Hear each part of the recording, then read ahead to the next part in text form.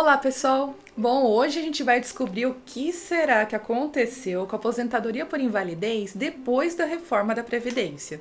Será que mudou muitas regras para conseguir o benefício? É verdade que ele não existe mais? Vamos conferir o que mudou e o que não mudou depois da reforma com essa aposentadoria.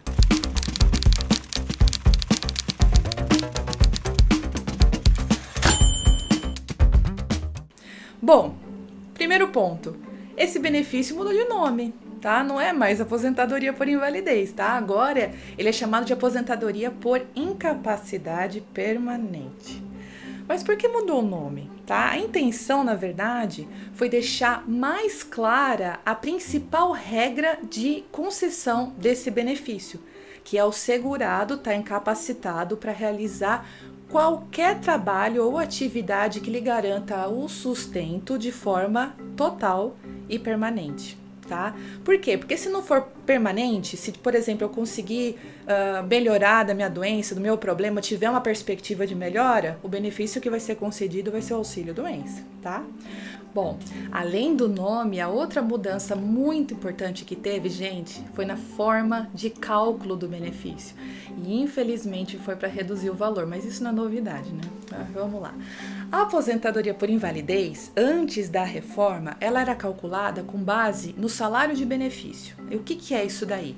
É a média de todos os salários que eu contribuí, só que tirando os 20% menores que eu tinha, tá? Aí dava a média final e a minha aposentadoria resultava em 100% dessa média.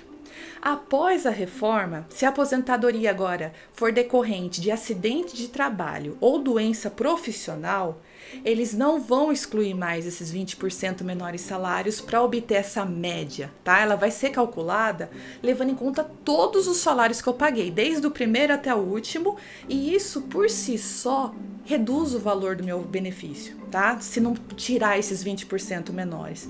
Vamos tentar explicar para vocês por quê. Vamos supor que eu tenha contribuído pouquinho, só para a gente ficar mais fácil para a gente entender. 5 meses. 4 meses eu paguei 5 mil e 1 mês eu paguei 1.000.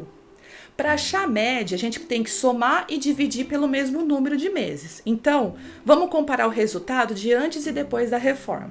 Antes da reforma, que eu podia excluir os 20% menores salários, nesse exemplo, eu vou tirar aquele de R$1.000. Então, eu vou ficar só com os 4 mais altos, que é 5 mil. Então, eu somo 5, 10, 15, 20, divido por 4 meses, a minha média é 5 mil. Esse é o valor da minha aposentadoria, R$5.000. Após a reforma, como eu não posso tirar aquele menor de 1.000, eu tenho que somar, então eu vou ter 5, 10, 15, 20 e mais o R$1.000. Vai resultar em 21 mil. E eu tenho que dividir por 5, que são 5 meses. Então, se eu divido 21 por 5, eu vou ficar com R$4.200. Você vê que só de eu não tirar o menor salário, eu perdi R$800 da minha aposentadoria. Tá? Então, infelizmente, essa é a nova regra após a reforma. Então, vemos como muda quando a gente fala que não pode mais retirar esses 20% menores salários para calcular o benefício. Mas, gente, infelizmente, não para por aí as má notícias. Esse que a gente falou é para quando tem acidente do trabalho, tá? Então, quando a gente tiver uma incapacidade por doença ou acidente que não tem relação com o trabalho, a média ainda será feita considerando 100% do salário, sem a exclusão daqueles 20% que a gente acabou de ver, mas desse valor você vai receber 60%. Mais 2% por ano que exceder 20 anos de contribuição para homem e 15 anos de contribuição para mulher. Pois é, quer dizer que se a doença ou o acidente não tiver relação com o trabalho, o benefício vai ser ainda menor. Ele vai partir de 60% daquela média que a gente viu, aumentando 2% para cada ano que passar. 15 anos para mulher e 20 anos para homem. Ou seja, para a gente chegar naquele 100% de antes da reforma, o homem precisa ter contribuído 40 anos. A mulher precisa ter contribuído 35 anos. Lamentável, né, gente? Isso porque é uma aposentadoria onde a pessoa já não tem nenhuma condição de trabalhar por conta dessa condição de grave de doença, de saúde. Imagina os gastos dessa pessoa, né? Assim, com relação às demais regras, não houve grandes mudanças não, tá? Por exemplo, o benefício ele continua sendo permanente, tá? Ou seja, ele não tem data para finalizar ou ser cortado, como tem o auxílio-doença.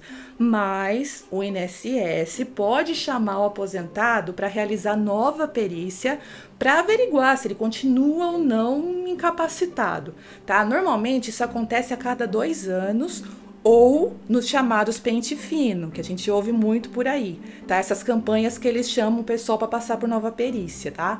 Nesse caso, se o perito entender que o aposentado recuperou sua força de trabalho, cancela o benefício, tá bom? As exceções dessa regra são maiores de 60 anos e aqueles que já recebem o benefício há mais de 15 anos e têm mais de 55 de idade. Eles não vão ser chamados mais para perícia.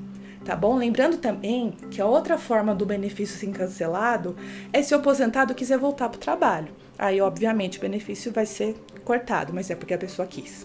Tá bom? Bom, os requisitos para concessão também continuam os mesmos de antes da reforma, ou seja, a carência ainda é de 12 meses, tá? Ter qualidade de segurado, tá? Isso no momento que tiver incapacitado para o trabalho.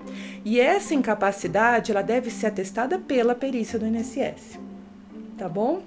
Então, por fim, gente, é importante lembrar que aquele adicional da superinvalidez, que aquele acréscimo de 25%, ele continua valendo, tá? Muita gente se questiona se foi cortado, não foi cortado, ele continua valendo. Então, quando a pessoa tem uma doença muito grave, que precisa de ajuda de terceiros para auxiliar no dia a dia desse enfermo, ele tem direito a aquele acréscimo de 25% no valor da aposentadoria, tá? Bom, notícias não são boas, né? A gente já sabia após da reforma, infelizmente, mas a gente precisa sempre analisar se existe alguma forma de ser aplicado as regras anteriores à reforma, tá? Por conta do direito adquirido. Então, fica atento, tá, pessoal? As regras anteriores são mais benéficas, tá? Então, espero que tenha ajudado, foi muita informação, mas qualquer dúvida que vocês ainda tenham, toda a equipe do ViaPrev tá à disposição, através das redes sociais, nosso WhatsApp, enfim, pode ficar à vontade para mandar uma mensagem pra gente, tá bom? É isso, um grande abraço e até a próxima semana.